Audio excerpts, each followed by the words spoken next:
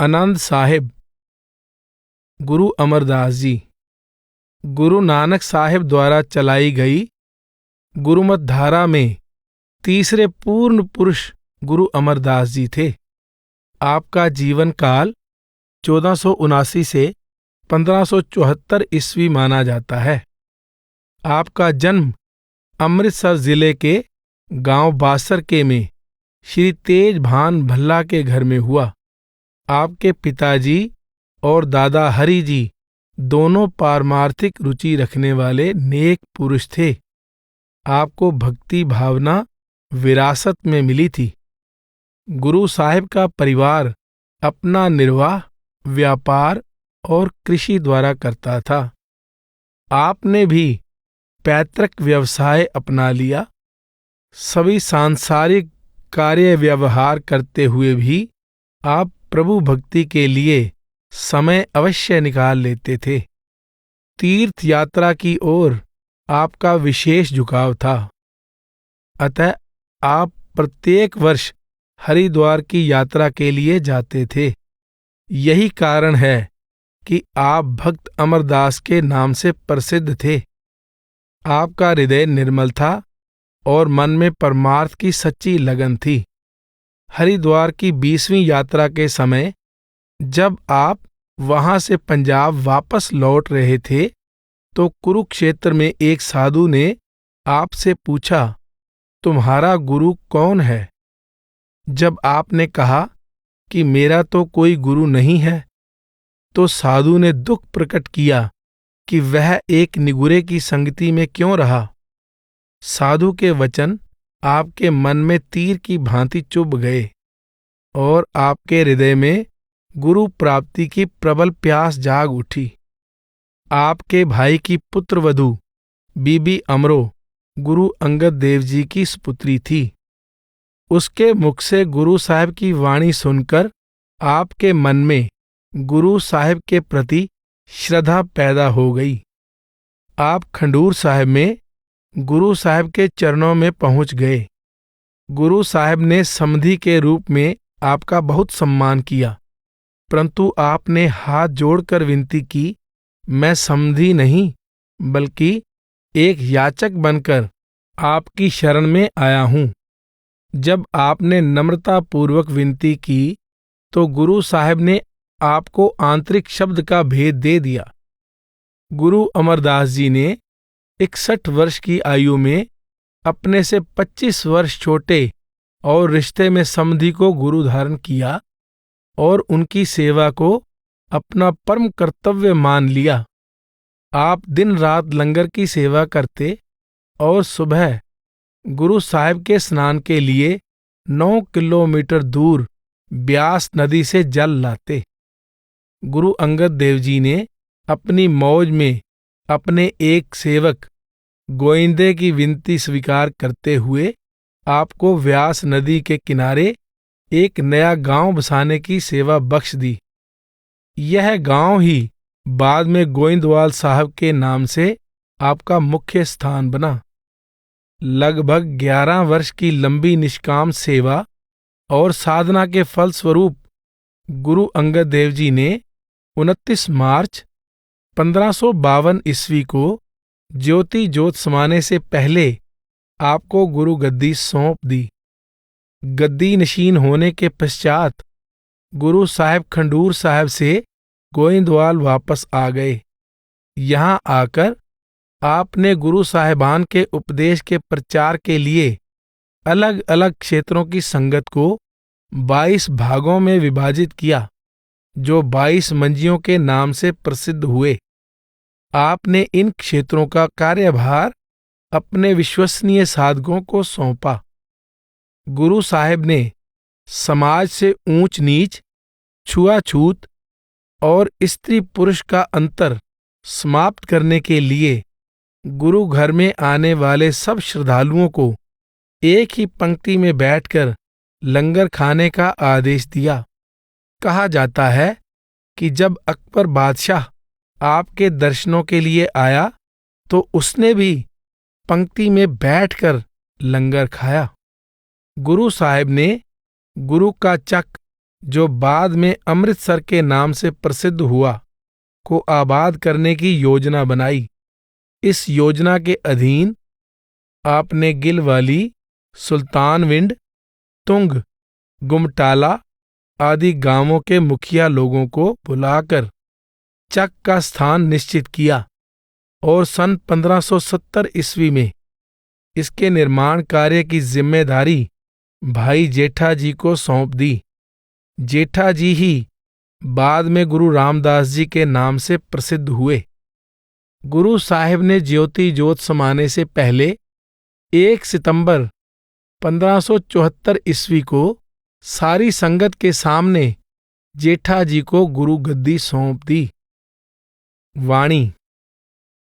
गुरु अर्जुन देव जी तथा गुरु नानक देव जी के बाद आदि ग्रंथ में सबसे अधिक वाणी गुरु अमरदास जी की है। आदि ग्रंथ की संपूर्ण वाणी 31 रागों के अनुसार है। गुरु अमरदास जी की वाणी 17 रागों में है। आपकी वाणी के पदों, श्लोकों, छंतों, पौड़ियों आदि की कुल संख्या 873 मानी जाती है। गुरु साहिब की वाणी में छोटे आकार के श्लोकों, शब्दों या पदों के अतिरिक्त बड़े आकार की वाणियां भी सम्मिलित हैं। 1 वार गुजरी 22 पौड़ियां, वार सूही 20 पौड़ियां, वार रामकली 21 पौड़ियां, वार मारू 22 पौड़ियां। इन सभी वारों की पौड़ियों के साथ आपके बहुत से श्लोक भी सम्मिलित हैं। 2 सतवारा 10 पौड़ियां, 3 पट्टी 18 पौड़ियां, 4 अलाहणियां 4, 5 16 24, 6 आनंद 40 पौड़ियां। आनंद को गुरु अमरदास जी की सर्वश्रेष्ठ कृति माना जाता है। आदर भाव से इसे आनंद साहिब कहा जाता है। जब भी आदि ग्रंथ का पाठ किसी समागम पर किया जाता है तो संगत पाठी के साथ मिलकर इसकी पहली 5 पौड़ियां तथा अंतिम पौड़ी को गाती है। आनंद का शाब्दिक अर्थ सुख, शांति या आनंद है। गुरु अमरदास जी अपनी रचना आनंद का आरंभ इस विचार के साथ करते हैं कि सद्गुरु के मिलाप द्वारा आत्मा को परम आनंद तथा पूर्ण शांति की प्राप्ति हो गई, क्योंकि सद्गुरु ने प्रभु के मिलाप का मार्ग प्रशस्त कर दिया।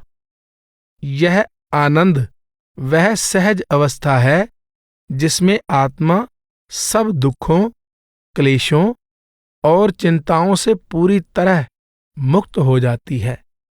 हर व्यक्ति के हृदय में आत्मिक आनंद की प्रबल लालसा होती है, परंतु सतगुरु की दया के बिना उस ऊंची निर्मल अवस्था की प्राप्ति संभव नहीं है। सतगुरु की दया मोह ममता की जड़ काटकर जीव को जगत के साथ बांध कर रखने वाली जंजीर को ही तोड़ देती है। सतगुरु अपनी दया से नेत्रों में दिव्य ज्ञान का अंजन डालकर दिव्य दृष्टि प्रदान करते हैं तथा उत्तम जीवन युक्ति भी सिखाते हैं। धर्म तथा दर्शन में परमात्मा के प्रेम तथा उसके मिलाप से प्राप्त होने वाले आनंद की भरपूर चर्चा की गई है। इस विषय पर अनेक ग्रंथ शास्त्र लिखे गए हैं, परंतु कोई कभी भी धर्म ग्रंथों को पढ़कर या कथा कीर्तन सुनकर उस सच्चे दिव्य आनंद को प्राप्त नहीं कर सका। गुरु अमरदास जी समझाते हैं कि प्रभु से मिलाप के आनंद का निजी अनुभव केवल सतगुरु की दया द्वारा ही प्राप्त किया जा सकता है। जब तक उस आनंद का निजी अनुभव नहीं होता, बाकी सब कुछ ज़बानी जमा खर्च, बुद्धि की युक्तियां तथा वाद विवाद बनकर रह जाता है। माया वह जादूगरनी है जिसने अपने जादू से सारे संसार को मायामय धंधों के नशे में मस्त करके वश में किया हुआ है। गुरु अमरदास जी फरमाते हैं कि माया का सृजन भी प्रभु ने ही किया है और हम अपनी अधिक से अधिक चतुराई, ज्ञान तथा विवेक द्वारा भी इसके मोह जाल से नहीं बच सकते। हम अपने यत्न द्वारा कभी भी इसके चंगुल से छुटकारा नहीं पा सकते। गुरु साहिब हमें अपने हृदय में परमात्मा का प्रेम जागृत करने का उपदेश देते हैं ताकि हम नीचे की ओर खींचने वाली मायामय इच्छाओं तृष्णाओं को वश में करके पूर्ण शांति के अपने अनादि घर में वापस पहुंच जाएं। गुरु अमरदास जी ने मानव शरीर को एक ऐसी गुफा कहा है जिसके 9 दरवाजे बाहर की ओर खुलते हैं। इस गुफा में निवास करने वाली आत्मा का इन 9 दरवाजों द्वारा बाहरी जगत के साथ संबंध कायम होता है। इसका 10वां दरवाजा जो गुप्त है, अंदर हरि के मंदिर की ओर खुलता है। जीवन मृत्यु का पूर्ण रहस्य इसी में छिपा है। इस 10वें दरवाजे का भेद उस विरले भाग्यशाली शिष्य को प्राप्त होता है जो सतगुरु के उपदेशानुसार नाम के अभ्यास द्वारा 9 द्वारों से ऊपर उठकर आंतरिक रूहानी जगत की खोज करने का प्रयत्न करता है। सतगुरु सच्चा मार्गदर्शक है तथा नाम या शब्द आंतरिक रूहानी मार्ग पर चलने का सच्चा साधन है। प्रभु द्वारा सतगुरु के मिलाप के रूप में की गई दया मेहर से अंतर्मुख रूहानी प्राप्ति का आरंभ भी होता है तथा प्रभु के साथ मिलाप के आनंद की पूर्णता भी इस दया मेहर पर ही निर्भर है। गुरु साहिब आनंद की अंतिम पौड़ी में कहते हैं कि सतगुरु की दया द्वारा शब्द के साथ जुड़ने से मन की इच्छा पूरी होती है। आत्मा को निर्मल करने वाली शब्द की ध्वनि के साथ लिव जोड़ने से आनंद की प्राप्ति तथा दुखों से छुटकारा भी होता है।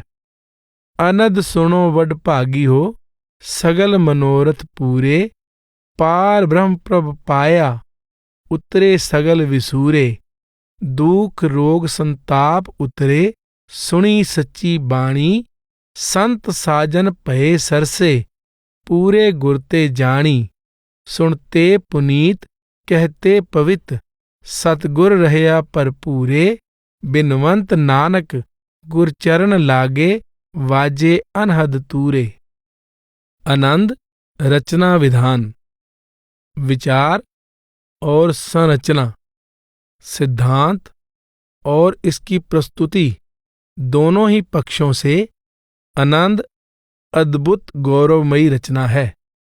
इसमें संसार के सर्वोत्तम आध्यात्मिक दर्शन यानी फलसफे का सर्वोत्तम काव्य कला के साथ सुंदर मेल दिखाई देता है। आनंद की वर्णन शैली अनोखी है। प्रत्येक पौड़ी की पहली पंक्ति एक सिद्धांत प्रस्तुत करती है, दूसरी पंक्ति उस सिद्धांत की पुष्टि करती है, अगली 2 या 3 पंक्तियां उस सिद्धांत का विस्तार करती हैं और अंतिम पंक्ति पहली पंक्ति वाले भाव को पुनः एक अलग अंदाज में प्रस्तुत करती है। इस प्रकार प्रत्येक पौड़ी का आरंभ अंत से तथा अंत आरंभ से जुड़ा हुआ है। आनंद की प्रत्येक पौड़ी किसी माला के मोतियों की तरह माला का अभिन्न अंग है। इसके प्रत्येक मोती का अपना स्वतंत्र स्वरूप और स्वभाव है। प्रत्येक पौड़ी एक नया अध्याय होते हुए भी संपूर्ण रचना की गति प्रगति का अभिन्न अंग भी है। आनंद की अपनी एक विशेष बनावट और ताना बाना है। गुरु साहिबान की दूसरी वाणी की तरह आनंद में राग को विशेष महत्व दिया गया है। यह वाणी रामकली राग में गाई जाती है। इसकी 40 पौड़ियों में से 33 5-5 पंक्तियों की हैं और शेष 7 पौड़ियां 6-6 पंक्तियों की हैं। पंक्तियों के आकार कई प्रकार के हैं, परंतु लय सब में एक समान है। इस प्रकार यह एक सुंदर रागबद्ध रचना है। आनंद की शायद ही कोई पौड़ी हो जिसमें कोई न कोई पंक्ति सूत्र का दर्जा ना रखती हो। कई पौड़ियों की तो प्रत्येक पंक्ति ही सूत्र का दर्जा रखती है। ये सब सूत्र सागर को गागर में भरते हैं। गुरु साहिब द्वारा रचित ये सूत्र लोकोक्तियों का रूप धारण करके एकदम याद हो जाते हैं तथा हृदय में गहरे उतरकर वहां स्थायी ठिकाना बना लेते हैं। जीवन में कदम कदम पर ये सूत्र दिव्य ज्ञान के प्रकाश द्वारा अज्ञानता के अंधेरे का नाश करते हैं। आनंद विचार प्रधान रचना है। इसमें अनेक विचार सूचक पद यानी कंसेप्चुअल टर्म्स प्रयोग किए गए हैं। आनंद, सहज, सद्गुरु, सच, शब्द, नाम, अमृत, हरि रस, सच्ची वाणी, गुरु की वाणी, अनहद वाणी, अनहद शब्द, अनहद के बाजे, अनहद के तूर, सच्चा सोहला, मंगल, पंचदूत, धुर कर्म, गुरु प्रसाद, हुक्म, माया मोह, अकथ कथा, मन, हृदय, आशा तृष्णा, शिव शक्ति, 3 गुण, भ्रम, दिव्य दृष्टि, 10वें द्वार, 9 निधियां आदि अनेक ऐसे पदों का प्रयोग हुआ है जो गहरी और व्यापक धारणा की ओर संकेत करते हैं। कुछ पद सैद्धांतिक हैं तो कुछ साधनामय। काव्य कला की दृष्टि से आनंद सहज ज्ञान और रस का सर्वोत्तम मिश्रण है। यह वाणी सुंदर और रसमय ढंग से परम सत्य का विवेचन करती है। सृष्टि के आदि से आनंद की प्राप्ति प्रत्येक व्यक्ति के जीवन का मुख्य उद्देश्य रहा है। प्रभु का रूप हो चुके पूर्ण पुरुष निजी अनुभव के आधार पर इस वाणी द्वारा सच्चे और स्थायी आनंद की प्राप्ति के साधन तथा मार्ग का उल्लेख करते हैं। यह वाणी समय, स्थान, देश, जाति, धर्म और संप्रदाय की सीमा से ऊपर है। प्रत्येक समय, देश, जाति और धर्म का प्रत्येक प्राणी इस निर्मल, सुंदर, रसमयी और कल्याणकारी वाणी से समान रूप में लाभ उठाकर पूर्ण और अविनाशी आनंद का अधिकारी बन सकता है। आनंद एक पूर्ण दर्शन या फलसफा भी है और जीवन शैली भी। यह रचना मनुष्य जीवन के मुख्य उद्देश्य और उसकी पूर्ति के साधन तथा मार्ग के बारे में एक पूर्ण सिद्धांत है और उसको अनुभव में बदलने वाली जीवन शैली पर भी प्रकाश डालता है। इस रचना में सिद्धांत और संदेश एक दूसरे की उंगली पकड़कर इन्हें अनुभव में बदलने की प्रेरणा देते हुए सहज गति से आगे बढ़ते जाते हैं।